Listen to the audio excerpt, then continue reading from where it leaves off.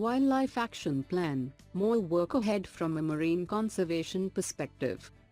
Do you think the Wildlife Protection Act, 1972 wasn't enough to conserve marine wildlife? How the existing layers of jurisdictions are affecting conservation of coastal and marine regions. What is the new National Wildlife Action Plan? What are the salient features of new National Wildlife Action Plan? GS Paper 3, Conservation.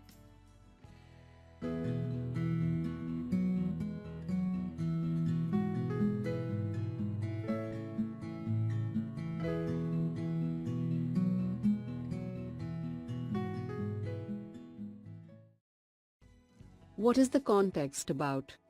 The true test of the newly proposed Wildlife Action Plan will be to see if it can alter legal frameworks under the Wildlife Protection Act. In India, the protection of marine wildlife is mainly through the creation of marine protected areas under the various categories of the Wildlife Protection Act, 1972. Now the question is, whether the new Wildlife Action Plan bring about a change in the historical attitudes towards marine ecosystems and communities. The new National Wildlife Action Plan, NWAP, suggests some bold steps towards new and inclusive approaches. But we have to wait and see how these suggestions are implemented. Do you think the Wildlife Protection Act, 1972 wasn't enough to conserve marine wildlife? Nearly all marine species, either in their early life stages or as adults, disperse several miles across the oceans and are inherently in a state of flux. Managing such a dynamic system necessitates an ability to think beyond conservative fortress approaches. Thus the terrestrial approach of the WLPA is based on a foundation that firstly fails to recognize the fluidity of marine species and ecosystems. The second major shortcoming is the inability to perceive marine wildlife as a resource that can be sustainably harvested. This approach is in stark contrast to the perspectives of coastal communities and fisheries departments, thereby bringing the 4 million fisher folk who depend on these resources in direct conflict with the WLPA. The WLPA has only few mechanisms to address impacts to habitats from practices like bottom trawling, shipping or marine dredging. How the existing layers of jurisdictions are affecting conservation of coastal and marine regions. Today, a multiplicity of departments are in charge of coastal and marine regions such as the Forest Department, Coast Guard, Fisheries Department, Public Works Department, Port Authorities, Marine Police, Customs Department to name a few. Even legislations like the Coastal Regulation Zone, CRZ, notification that have been in operation for over a quarter of a century have not been able to ensure institutional coordination to protect coasts.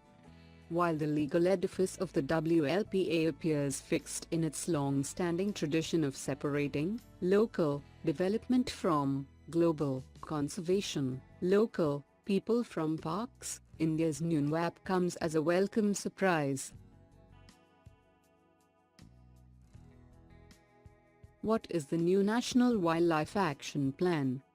The Union Ministry of Environment, Forests and Climate Change, MoEFCC, has unveiled Third National Wildlife Action Plan for 2017 to 2031 to chalk out future roadmap for wildlife conservation.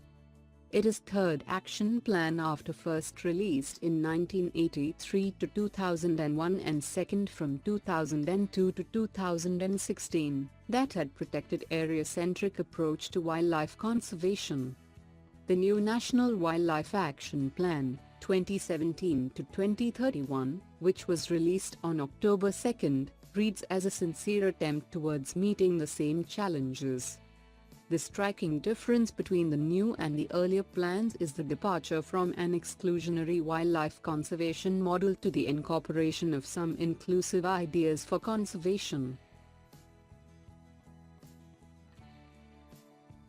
What are the salient features of new National Wildlife Action Plan?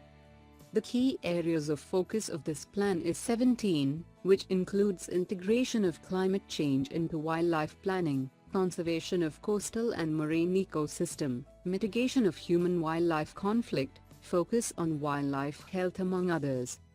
The draft plan places special emphasis on rehabilitation of threatened species along with conserving their habitats like inland aquatic, coastal and marine ecosystems. Ban on certain activities. Mining and big irrigation projects would not be permitted in protected areas and wildlife corridors. The plan asks the Environment Ministry to work with Ministry of Steel to bar mining activities in protected areas and wildlife corridors. Further, it wants proper rehabilitation of degraded and abandoned mining areas. Tourism. While the plan encourages tourism in wildlife areas, it wants restrictions to be placed on the number of tourists and vehicles entering inside a protected area.